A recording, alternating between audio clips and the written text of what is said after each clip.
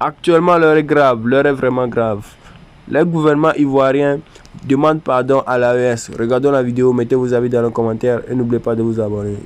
La famille, ce n'est pas Alassane Ouattara seulement qui veut demander pardon à l'AES. Ce n'est pas Alassane Ouattara seulement qui veut demander pardon à l'AES. Il y a aussi la CEDEAO qui veut demander pardon à l'AES. Il y a également l'Union européenne qui veut demander pardon à l'AES. Il y a également Emmanuel Macron qui veut demander pardon à l'AES. Je vais vous expliquer, mais prenez vos tabourets, nous allons décoller. Chers frères, chers camarades, nous allons rentrer en profondeur. Alors, c'est à travers la Guinée que la CEDEAO veut demander pardon à l'AES. La Guinée, la Guinée. Mais qui dit CEDEAO dit Guinée? C'est à travers un ministre, Lassana Kouyaté, que la CEDEAO veut lancer les négociations. Qu'est-ce qui se passe? Nous allons commencer par la Côte d'Ivoire et après nous allons rentrer en profondeur. Chers frères, chers camarades, qu'est-ce qui se passe? Vous connaissez tous le ministre délégué des affaires du ministère des Affaires étrangères, Adama Dosso. Ce monsieur est parti au Burkina Faso dans une histoire d'apaisement, discuter avec les autorités burkinabées pour apaiser la situation qui est en ce moment entre la Côte d'Ivoire et le Burkina Faso. Après son départ, dans le même temps, puisque le président Ibrahim Traoré, lorsqu'il vient, il parle d'apaisement et tout, le président Ibrahim Traoré lui dit carrément, lorsque les terreaux vont arrêter d'attaquer le Burkina Faso, lorsque les patrons des terreaux vont demander aux terreaux d'arrêter d'attaquer le Burkina Faso, c'est là que nous allons nous calmer. Je n'arrive pas à comprendre. Je n'arrive pas à comprendre. Le ministre Adama Dosso, il allait dernièrement au Burkina Faso pour aller voir le président Ibé. Il allait voir le président Ibé pour essayer d'amadouer le président Ibé pour dire non, il faut apaiser les cœurs, il faut apaiser les choses. Vous voyez, il faut qu'on travaille ensemble. C'était doy. C'était pour faire baisser la garde au Burkina Faso. En réalité, lorsqu'il se retourne quelques temps après, coup d'État manqué au Burkina Faso. Les gens voulaient prendre le pouvoir. C'est-à-dire, lui, il vient pour dire non que ah les gars, calmez-vous. Ibrahim Traoré a dit à ce gars-là que quand les terreaux vont arrêter d'attaquer le Burkina Faso, nous on va baisser la garde et puis on va essayer de négocier. Mais pour l'instant là, tout ce que vous êtes en train de dire là, nous on attend, hein, mais nous on est gamés. On est gamés. C'est dans ça qu'il s'est retourné là. Coup d'État manqué au Burkina Faso. Cette fois-ci là, il dit son Mali. S'il arrive au Mali, qui s'est retourné en Côte d'Ivoire là, c'est que Assimi Goïta a zaï. Le gars là, s'il arrive au Mali, il a attrapé le, mettez-le, faites-le comme les 49 soldats là. Voilà, jetez-le dehors. La famille c'est chaud, hein. Et Alassane Ouattara et Teni Brahima Ouattara, ils vont envoyer le ministre Adama Dosso en mission au Mali.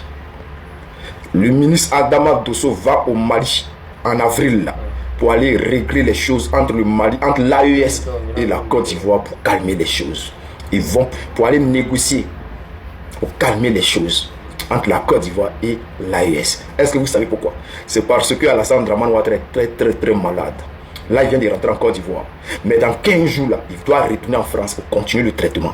Là, bon, d'après les journalistes de Global Africa TV, il rentre en Côte d'Ivoire pour un peu mettre de l'ordre. Non, les gars, bon, vous avez raison, vous avez vos informations. Il vient mettre de l'ordre. Mais, chers frères, c'est la pression en ce moment, ce qui se passe en Côte d'Ivoire, qui pousse Ouattara à stopper son traitement et rentrer en Côte d'Ivoire pour montrer qu'il est là. Je suis là, les gars. Je suis encore là, je suis là. C'est ce qu'il va faire. Mais dans 15 jours, il va retourner direction Paris. Mais, chers frères, comme je suis pro Babou, ils vont dire non, lui là, c'est doy. On va écouter un peu cette vidéo et puis après, on va aller en profondeur. Ouais. L'information est suivante, c'est que le président Ouattara était en France récemment et j'avais dit qu'il était là pour des soins. Bon, il est rentré en Côte d'Ivoire. Eh bien, je vous annonce qu'il doit revenir sous quinzaine, dans une quinzaine de jours, pour les mêmes raisons. Ça, c'est une information. Voilà. La santé du président. Le rythme s'accélère. Le rythme s'accélère. Raison pour laquelle ils sont obligés de taper du poing sur la table.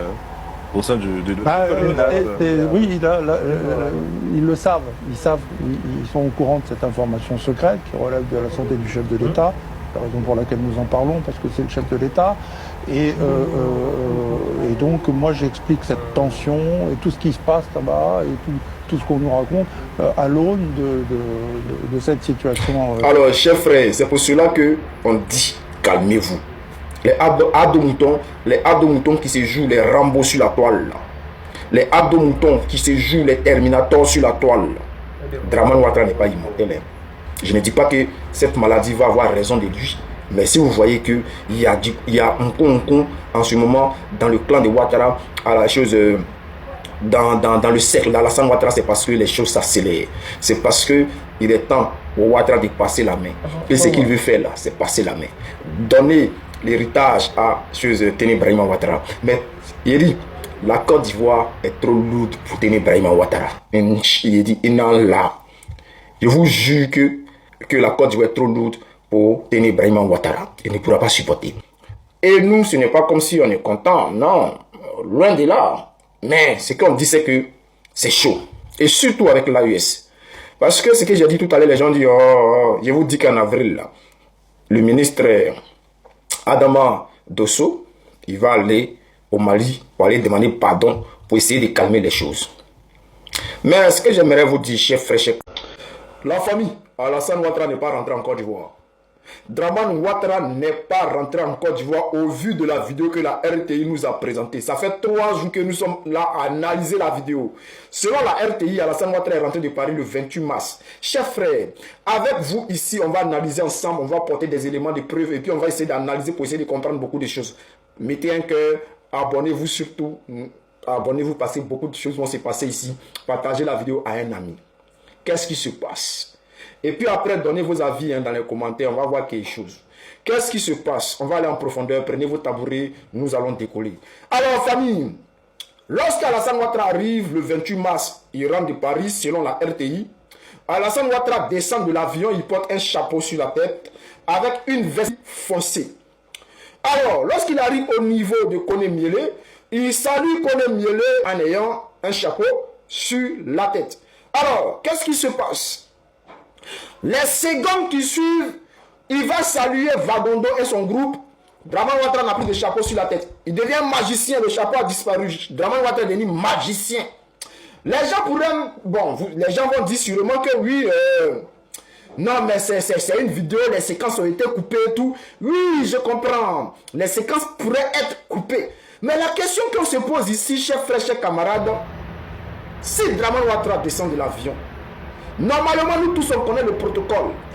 Est rentré à Abidjan hier samedi en fin de journée. À son arrivée à l'aéroport Félix Houphouët-Boigny, il a été accueilli par les autorités civiles et militaires, ainsi que vous pouvez... Lorsque Alassane Ouattara descend de l'avion qui va saluer les gens, il salue les gens qui sont alignés directement. Quand il finit de saluer, ils prennent la route. Mais il salue Koné Miélé dans un premier temps. Et après une seconde, il n'y a plus de chapeau sur sa tête. La question qu'on va se poser, pourquoi Draman Ouattara a enlevé le chapeau sur la tête? Est-ce que c'est parce que le chapeau était hyper lourd? Ouattara n'arrivait plus à marcher, il tremblait sur ses pieds? Qu'est-ce qui s'est passé pour que Ouattara enlève? Parce que ça là, chers frères, si c'est un sac à main, on peut dire que non, oui, le garde du corps a pris le sac à main. Mais qu'est-ce qui s'est passé pour Ouattara? Parce que quand il descend de l'avion, et il salue la première personne, au moins dans l'avion, si quelque chose ne va pas, si le chapeau est trop lourd, il peut enlever le chapeau de l'avion pour donner au garde du corps. Maintenant, Ouattara arrive devant Koné Miélé, il finit de saluer Koné Miélé, André l'a reçu peut-être, je ne sais pas, André l'a reçu un poids de 10 000 kilos sur lui, et il a commencé à trembler sur ses pieds, du coup, il a enlevé le chapeau pour donner au garde du corps. Regardez bien cette vidéo, le président ne se porte pas bien, pourquoi alors forcer son retour? Observez attentivement sa démarche, son épouse Dominique Ouattara le tient, regardez les pieds. Et ça, ce n'est pas normal. Je sais de quoi je vous parle. En réalité, ce qui est vrai, lorsque Ouattara descend de l'avion, de la manière qu'il est habillé, et qu'il salue les gars du corps, avec une veste foncée, un chapeau sur la tête, Dans les secondes qui suivent, même s'il y a eu, il y a eu combien de séquences? Pourquoi la vidéo a été découpée, montée? Parce que lorsqu'il descend, normalement, c'est, je crois, vu qu'il n'y a pas du monde, normalement, c'est 3 minutes. Salutations, salutations, salutations. Si c'est trop, c'est 3 minutes. Et puis on avance, il avance. Mais dans quel coup, on dirait qu'ils se sont arrêtés, ils ont mangé garba, et puis chacun s'est changé, et puis après, il a oublié le chapeau à terre, et puis le gars du corps a ramassé le chapeau. Parce qu'au finish, on voit un chapeau, peut-être c'est un chapeau ou bien un sac, je ne sais pas, mais il y a un garde là, on voit un chapeau dans sa main. On va essayer d'analyser pour aller en profondeur. Ce que je veux dire, c'est quoi? Ce que je veux dire, c'est que, on dirait que c'est un scénario qui a été monté de toutes pièces. On dirait que c'est un film qu'ils ont tourné. Parce que lorsque Ouattara descend, de la manière qu'il est habillé lorsqu'il salue les gens, il n'est pas habillé de la même manière lorsqu'il prend la route pour aller. Et ce qui est grave dans cette histoire, lorsque Ouattara arrive dans la salle, au dehors, à la fin, Ouattara portait une veste gris foncé, c'est-à-dire ça tire sur le noir. Lorsque Ouattara rentre dans la salle, il commence à saluer les autres personnes, Ouattara portait une veste claire. Vous pouvez aller faire vos analyses, hein, faire des captures d'écran, et puis après, allez-y. Certaines personnes diront que non, c'est la lumière qui... Non, c'est faux. La lumière, quand c'est gris clair, c'est gris clair. Quand c'est gris foncé, c'est gris foncé. Donc, on veut me dire que de là à marcher, c'est-à-dire la distance entre l'avion et la salle de réception du président, il y a eu un changement de vêtements. Peut-être, vous-même, vous savez qu'il marche avec une poche de stomie, où les selles, les caca, les urines, tout rentrent dans le sac. Bon, on peut dire que ça a été pété ou bien c'est pété et puis ils ont changé les vêtements. Mais sur la route, ou bien ils sont retournés dans l'avion pour changer à la salle Ouattara. Et puis après, Alassane Ouattara est descendu. C'est là le gars du corps a pris le chapeau dans la salle Ouattara pour attraper dans la main. Ça semble bizarre. On dirait un scénario. On dirait un film qui a été tourné. On dirait, ils lui ont dit, bon, on a fait une première prise, deuxième prise, dans la deuxième prise, Alassane Ouattara n'a plus de chapeau sur la tête. Il y a quelque chose qui ne va pas. Lorsqu'on arrive dans la salle, moi je n'ai pas vu, bon peut-être quelqu'un d'autre va voir le chapeau dans la main d'un gars de là-bas. Lorsque Ouattara rentre dans la salle, les gars du corps sont là, il n'y a pas de chapeau dans la main d'un gars du corps. Bon, qu'est-ce qui s'est passé pendant cette petite période? On pourrait dire, lorsqu'ils marchent, et ils ont pris une voiture, c'est dans la voiture qu'il s'est changé pour rentrer dans la salle. Non, c'est Doyi. C'est Doyi. Pourquoi il s'est changé dans la voiture? Est-ce que la poche de stomie là s'est pétée? Est-ce que ça a pété? Le caca est versé ici pour qu'il puisse s'échanger? Non, je ne pense pas. Je dis bien c'est un scénario. On dirait que tout a été monté de pièces. Ou on dirait que ce sont des anciennes vidéos qui ont été découpées de petites pièces parce que quand on voit les séquences, ils ont pris 10 secondes. Tac, tac, tac. Regardez. Il rentre dans la salle. Vous voyez, on dirait les anciennes vidéos qui ont été découpées et puis IA a fait le travail. Parce qu'on pourrait me dire non que mais la première dame n'a pas changé de vêtements. Oui, mais IA peut gérer ça, ça c'est pas un problème. IA peut gérer ça. Voilà, si vous voulez, il peut faire montage là, tout de suite là, je vais vous envoyer. Ou moi je suis en train de marcher à côté dans la salle Ouattara. Voilà, avec la même tenue partout où il passe. Ça là, IA peut faire ça, donc c'est pas un problème. Voilà, donc, c'est qu'on n'arrive pas à comprendre. Voilà, vous avez vu, non? Les Israéliens là. Vous savez que la femme elle est israélienne, la femme de la salle Ouattara. Et vous avez remarqué que quand on disait que non, le premier ministre israélien avait déjà là, vous voyez dans toutes les vidéos là, il avait la même veste. Il ne changeait pas de veste, le personnage changeait, mais la veste, c'est-à-dire la tenue ne changeait pas. Juste quand les gens finissent par se plaindre, pourquoi la veste là ne change pas? Donc, la première dame peut avoir toujours la même tenue. Mais, ce qui dérange ici, c'est les vidéos là. On dirait qu'ils ont pris les anciennes vidéos, puis ils ont découpé les petits, ils ont pris les petits bouts, et puis ils ont collé. Parce que, normalement, si le président descend de l'avion, s'il a son chapeau sur la tête, il ne va pas amener son chapeau pour donner au garde. Lorsqu'il finit de saluer, qu'on est miré, et puis après il amène son chapeau pour donner au garde, et puis après il va aller saluer les autres. Non, ça ne se fait pas. Il ne peut pas faire ça. Vous-même, asseyez-vous, analysez. C'est dans une... c'est impossible. C'est impossible. Même s'il l'a fait, c'est que c'était un tournage. Ils étaient en train de tourner, et puis ils ont pris les séquences. Ils ont pris les séquences. Voilà. Donc, Alassane Ouattara descend de l'avion. Il a une veste gris foncé. Il arrive dans la salle là-bas, il a une veste claire. Allez-y faire des captures d'écran, allez-y analyser, et puis après venez me parler. Mais pour l'instant là, ce que la RTI nous présente là, ça veut dire que Ouattara n'est pas encore rentré en Côte d'Ivoire. Et si Ouattara est rentré, on espère qu'il se porte bien. Et s'il ne se porte pas bien, alhamdoulilah. Mais ce que j'aimerais dire, une chose. Demain mercredi, on veut voir Ouattara au Conseil des ministres. Il est en train de boire café. Et puis son café est en train de boire là. Arrangez-vous pour ne pas que ça soit IA. Et puis les gens ils boivent et puis ça ne diminue pas bien. Il est en train de boire l'eau et puis ça ne diminue pas là. Ou bien si vous sortez des photos où il est en train de lire là. Voilà, vous allez déposer. Vous allez déposer. Cher frère, où est Alassane Dramane Ouattara? On est ensemble.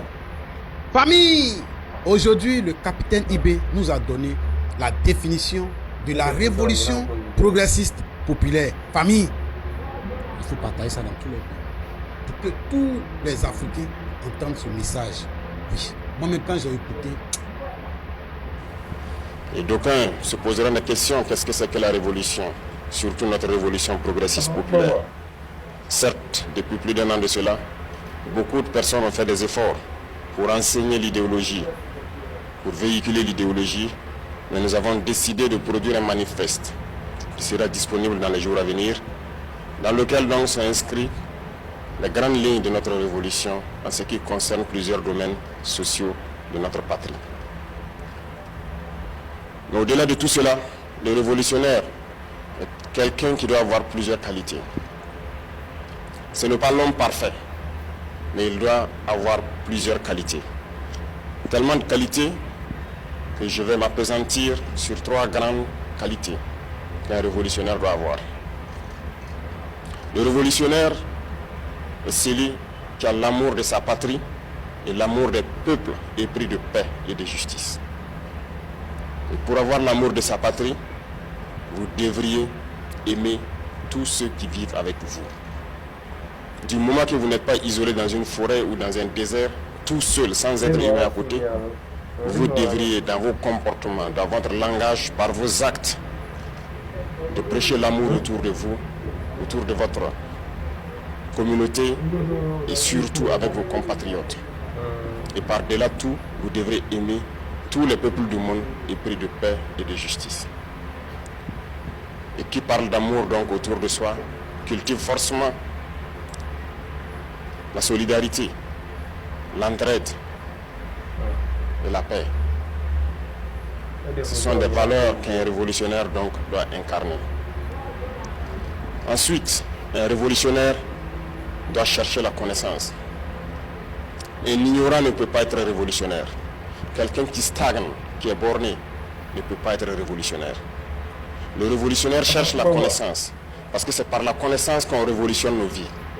Le révolutionnaire doit chercher à connaître l'histoire, connaître ses racines, connaître ses aïeux, ses ancêtres, d'où est-ce qu'ils viennent, quelle a été l'interaction entre ses aïeux et le reste du monde.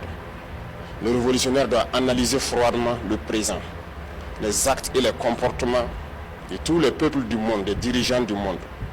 Bien analyser le présent et comprendre comment il doit se comporter dans le futur. Voilà pourquoi je dis souvent, le révolutionnaire est celui-là qui cherche à connaître l'histoire, qui croise les données de l'histoire avec le présent pour pouvoir se projeter dans le futur. Tant que vous n'avez pas cette capacité de chercher la connaissance de votre identité, de vos sources, de vos racines, d'analyser froidement le présent sans émotion, vous ne pourrez pas vous projeter dans le futur parce que vous ne comprendrez jamais le monde. Et le révolutionnaire, c'est celui-là qui cherche tout type de connaissances. À travers ce que nous faisons tous les jours, ce que nous mangeons, nous devrions chercher à avoir la connaissance scientifique pour reproduire ce que les autres peut-être ont déjà cherché et trouvé, ou chercher à créer pour pouvoir donc participer à la vie de notre nation, pour pouvoir faciliter la vie de nos citoyens et de nos concitoyens. Donc coûte que coûte, un révolutionnaire doit chercher la connaissance, qu'elle soit donc idéologique, politique ou philosophique, qu'elle soit une connaissance scientifique. Le révolutionnaire, en tout état de cause, ne doit pas être un ignorant. Si vous êtes un vendeur de lunettes ou que vous portez des lunettes, en tant que révolutionnaire, vous devriez donc réfléchir à fabriquer ces lunettes ici. Si vous portez des souliers importés, en tant que révolutionnaire, vous devez trouver les cordonniers et tous ceux qui vendent ces souliers pour qu'on puisse créer ici. Si vous êtes révolutionnaire et que vous portez une arme, vous devriez coûte que coûte chercher à fabriquer l'arme ici. C'est ça l'esprit de révolutionnaire. Et enfin, je dirais, parmi ses qualités, que le révolutionnaire est cette personne-là qui, par-delà l'amour qu'il doit avoir autour de soi, qui, par-delà la connaissance qu'il doit chercher, le révolutionnaire est celui qui reste ferme face au peuple ou aux dirigeants qui cherchent à l'opprimer. Le révolutionnaire s'oppose fermement à l'oppresseur. Il s'oppose fermement à celui qui cherche à dominer. Il s'oppose à l'impérialisme. Le révolutionnaire s'oppose à celui qui n'aime pas sa patrie. Le révolutionnaire ne peut pas aimer un traître. C'est une réalité. Et le révolutionnaire combat ces impérialistes et ces traîtres à travers d'abord et surtout la force des idées, la force des arguments. Et comment avoir la force des idées et des arguments? C'est à travers la connaissance qu'il cherche et qu'il acquiert, avant de passer à toute autre forme de combat. Être révolutionnaire n'est pas chose aisée, ça ne se proclame pas. C'est autour de vous, par vos comportements et vos actes, qu'on pourra vous définir révolutionnaire. Un révolutionnaire ne reste pas sur des sujets superflus, sans chercher à connaître, à comprendre, avant de se prononcer. Tu vois, toi-même tu es fan, non? Tu es fan. Partage ça dans tous les coins. Si tu veux écouter l'intégralité, va sur ma page Facebook, tu vas tout écouter. Voilà. Ou bien tu vas sur la page du président du Burkina Faso, tu vas écouter l'intégralité là-bas. Famille, franchement, quand j'ai écouté ça, j'ai compris que nous devons suivre l'idéologie du capitaine Ibé. C'est ça qu'il s'agit. Si on veut s'en sortir là, c'est tout ce qu'on doit suivre. Partagez ça dans tous les coins, en ensemble.